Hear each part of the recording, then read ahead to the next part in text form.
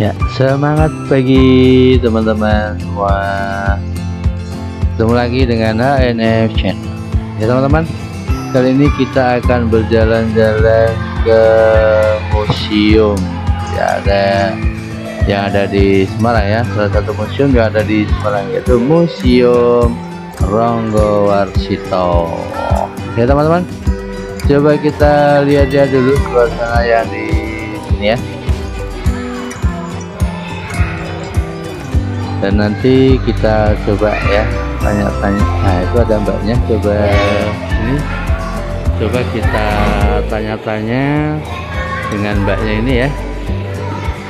Permisi mbak. Mbak, kami mau tanya, kami ini dari HNF Channel ingin tahu banyak tentang museum ini mbak, Museum Ronggowarsito ya mbak ya. Ya. Ya betul. Gini mbak, saya minta dijelaskan sedikit tentang Museum Ronggowarsito ya mbak ya. Iya. Ya, terima kasih mbak. Jadi Museum Ronggowarsito ini adalah museum yang ada di Provinsi Jawa Tengah. Nah, museumnya ini karena berada di Semarang, di mana Semarang adalah ibu kota dari Jawa Tengah. Jadi museum ini melingkupi banyak sekali daerah yang ada di Jawa Tengah. Jadi beberapa kabupaten, isinya ada sekitar 5.000 koleksi yang ada di dalam. Terus itu berdirinya pada tanggal ini di sini sudah tertera tanggal 5 Juli tahun 1989. Yeah. Dan museum ini dibangun dengan tujuan agar anak cucu dari pendahulu-pendahulu kita bisa mempelajari lebih lanjut tentang topik-topik dan banyak sekali bidang yang ada di Jawa Tengah. Saya ditemukan di Jawa Tengah seperti itu, Pak. Oh ya, berarti ini isinya ada situs-situs peninggalan para pendahulu, pejuang pendahulu ya, begitu ya mbak? Banyak sih pak, sebenarnya bidangnya tidak hanya untuk sejarah saja, tapi juga kita kan ada 4 gedung nih pak, gedung A, B, C, sama D. Di gedung A itu kita fokusnya pada bidang biologi, biologi. Batu-batu juga di sana kita bisa belajar. Terus untuk di gedung B kita belajarnya tentang praaksara pak, masa sebelum ada tulisan. Dan sejarah manusia itu masih banyak bisa dipelajari di situ. Gitu, begitu ya. Fosil-fosil juga seperti itu. Terus ada juga masa Hindu-Buddha di gedung B. Gedung B. Ya, terus lanjut di gedung C itu ketika di Indonesia sudah mulai masuk Islam. Gitu. Ya, masa Islam. Ditambah dengan ada banyak perang-perang. Perang ya. Pasca kemerdekaan. Berarti alat-alat perang begitu ya mbak ya? Ada alat perang, ada juga diorama yang menggambarkan suasana perang pada masa lampau. Dan di bagian terakhir di gedung C itu ada beberapa patung. Itu ada 3 patung gubernur pertama sampai gubernur ketiga Jawa Tengah sebagai apresiasi kita terhadap jasa-jasa beliau. Terus yang terakhir ada di gedung D. Di gedung D itu ada gedung yang menggambarkan tentang kebudayaan yang ada di Jawa Tengah. Jadi yang terakhir itu untuk kebudayaan ya mbak ya? Iya, fokusnya kebudayaan. Berarti tidak hanya sebatas perjuangan ya mbak ya? Jadi semua masuk lingkup masukkan di dalam museum sini ya mbak ya? Betul pak. Berarti ini tujuannya untuk apa tadi mbak? Tujuannya selain untuk belajar juga untuk mengapresiasi jasa para pahlawan yang sudah dahulu. Termasuk juga nama Ronggowarsito sendiri kan diambil dari salah satu pujangga yang ada di Keraton Kasunanan Surakarta.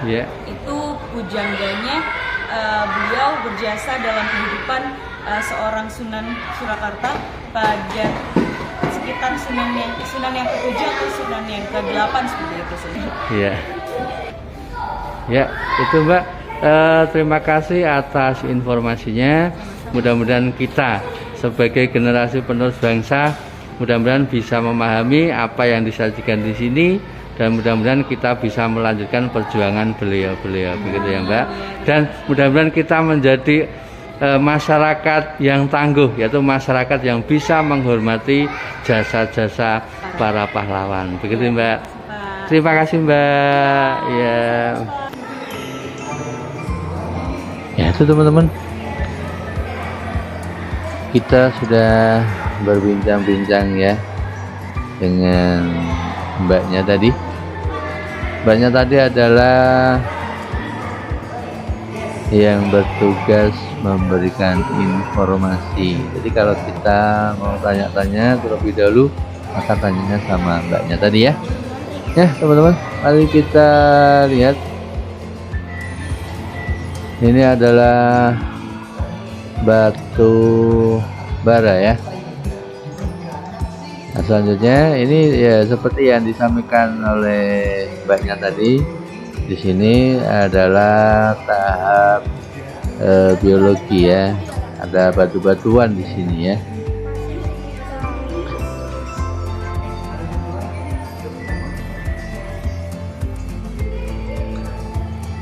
Di sini banyak sekali macam-macam batu. Ada batu raka ya. Ada juga clay, bell clay. Ada batu trust.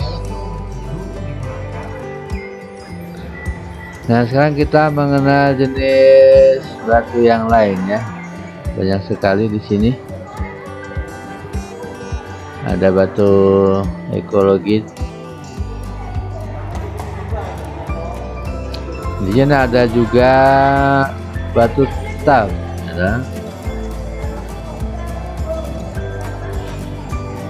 Jadi teman-teman yang ingin mengetahui tentang Museum Ranggawarsita, apa yang ada di dalamnya, silakan bisa simak video ini ya.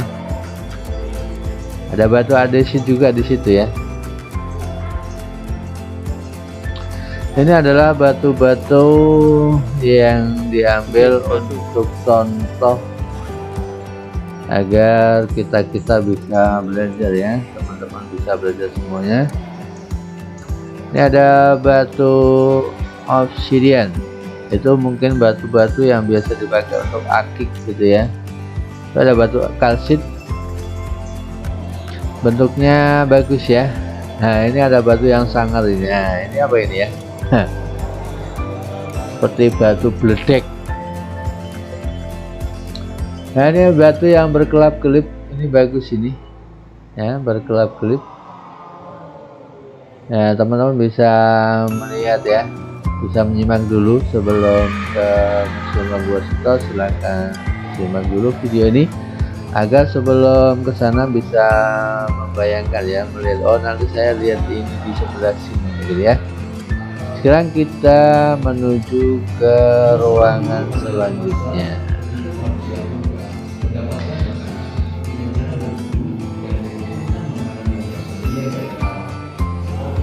Kita menuju ke tempat yang lain ya.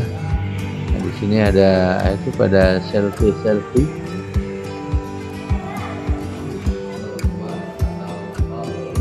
Ini adalah para pengunjung yang sengaja berkunjung ke sini untuk bisa menikmati suasana dan tentunya untuk belajar ya, untuk mengetahui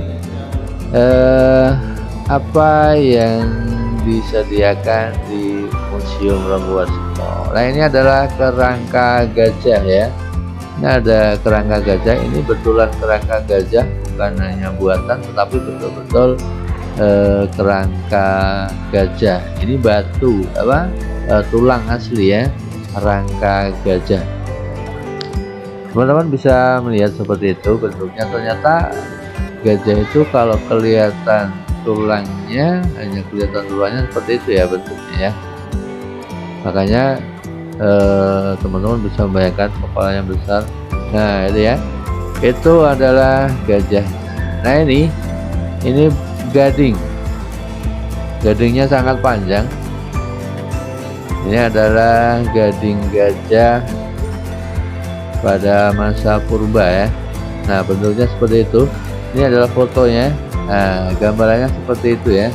Jadi gadingnya panjang melengkung begitu.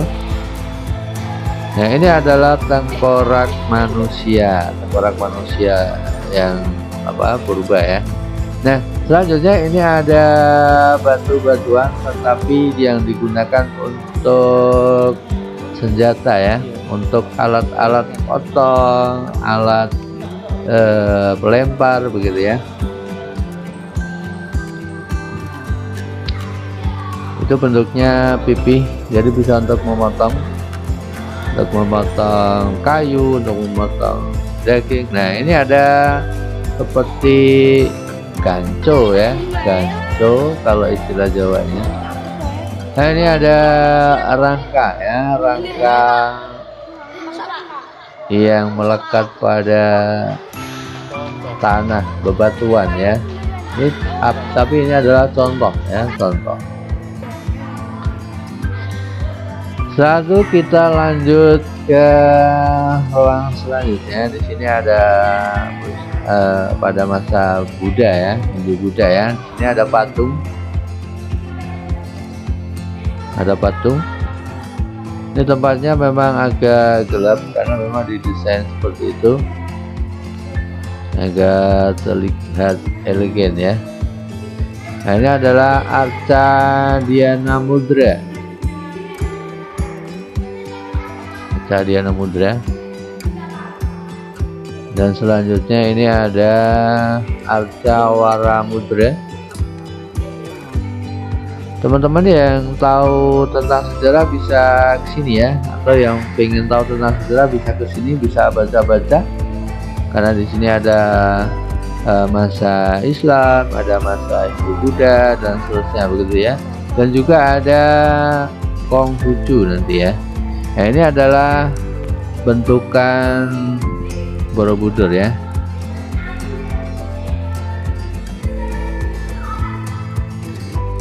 Yang selanjutnya ini ada Arca Mudra lagi ya.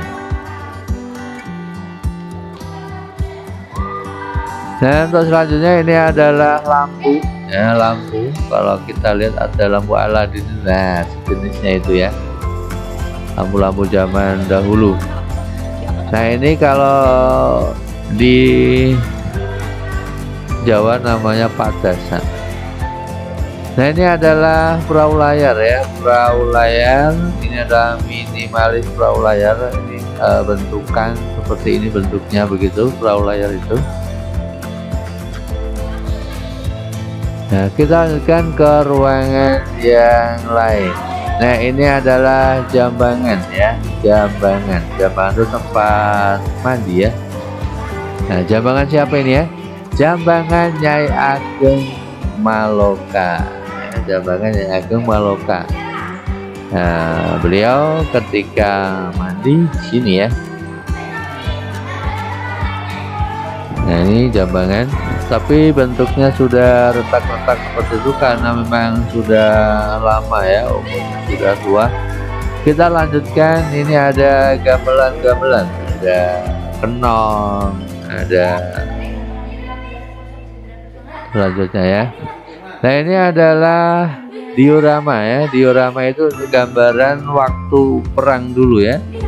Ini adalah gambaran waktu para pejuang Indonesia berperang ya, melawan penjajah. Namanya itu diorama ya. Nah, ini ada tandu ya, Jenderal Sudirman, tandu Jenderal Sudirman. Ini adalah tandu yang digunakan untuk mengusung Jenderal Sudirman ketika berperang karena beliau sedang sakit gitu ya. Jadi beliau sedang sakit tetapi semangatnya sangat membara, dia masih ikut berperang. Nah, ini diorama yang selanjutnya. Ini adalah gambaran dari situasi perang yang ada di Semarang ya. Yang ada di Semarang, pertempuran 5 hari di Semarang.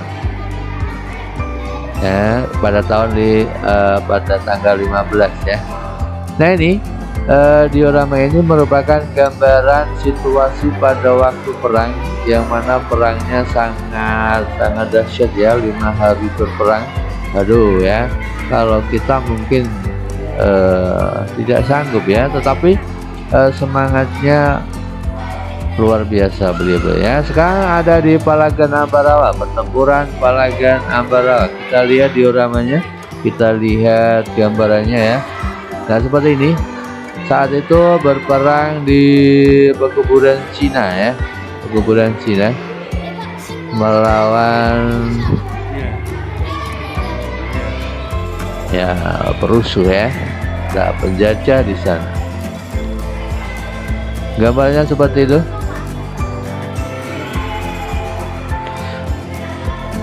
Ini gambaran-gambaran yang bisa dimirip-miripkan ya dengan suasana asli pada waktu itu.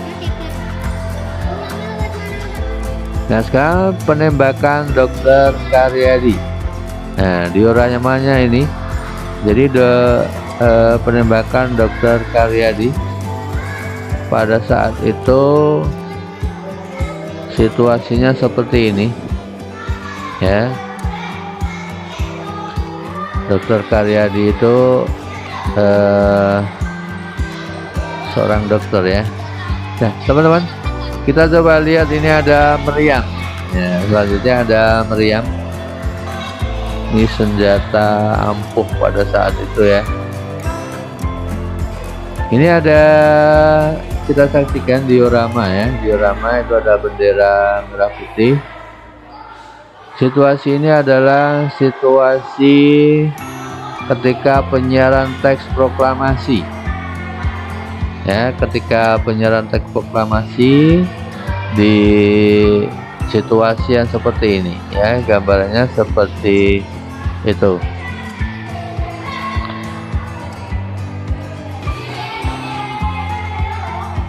Ya, kita lanjutkan. Selanjutnya ada gamelan Semarang ya. Kita ke ruangan selanjutnya. Ada gamelan Semarang. Di situ ada gong, ada gambang ya. Nah, ada kenong, ada kendang, gitu ya. Itu adalah gamelan, alat-alat musik ya. Sekarang kita ke baju adat. Ini adalah baju adat pengantin Semarangan ya. Baju adat pengantin Semarangan seperti ini bentuknya. Nah, bagus ya. Nah, sekarang baju adat pengantin Kudus ya, baju adat Kudus. Baju pengantin adat Kudus kita lihat seperti ini bentuknya. Oh, cantik sekali ya. Memang masyarakat Indonesia itu budayanya luar biasa ya, bagus. Nah, sekarang kita selanjutnya, di situ ada sepeda zaman dulu tuh seperti itu. Lucu ya. Ya, sekarang kita coba lihat alat-alat pada zaman dulu. Nah, ini situasi pandai. Pandai itu orang yang membentuk besi-besi menjadi alat-alat, membentuk parang, buat sabit dan. Nah, ini ada penampakan sapi. Di sini adalah cara masyarakat petani menggarap sawah ya, menggarap sawah. Nah, satu kita lanjutkan, ada ibu-ibu yang bermasak ya di dapur, begitu ya. Nah, ini yang digunakan untuk membajak sawah tadi. Ini namanya brujul kalau orang desa. Ini adalah alat pertanian untuk mengolah tanah. Itu namanya brujul atau garu ya. Kalau udah dibrujul lalu digaru. Nah, ini alat untuk menumbuk padi. Namanya lesung kalau istilah Jawanya ya, untuk menumbuk padi, untuk menumbuk singkong yang sudah kering bisa, jagung juga bisa dihaluskan di sini ya, untuk jenang, untuk bubur bisa ya. Nah, selanjutnya di aktivitas harian. Nah, masyarakat yang mencari, mengambil air, bersandar, bergurau dan seterusnya ya. Nah, itu zaman dahulu seperti itu. Berpakaiannya juga seperti itu ya. Jadi kelihatan kekar-kekar ya, kulitnya hitam, badannya kekar begitu ya. Ya, selanjutnya coba kita lihat. Nah, ini ada pewayangan ya. Ada pewayangan, ada Petro, Bagong, Gareng gitu ya. Nah, di sini ya ada Bagong, Petruk, ada Gareng begitu ya. Itu ya.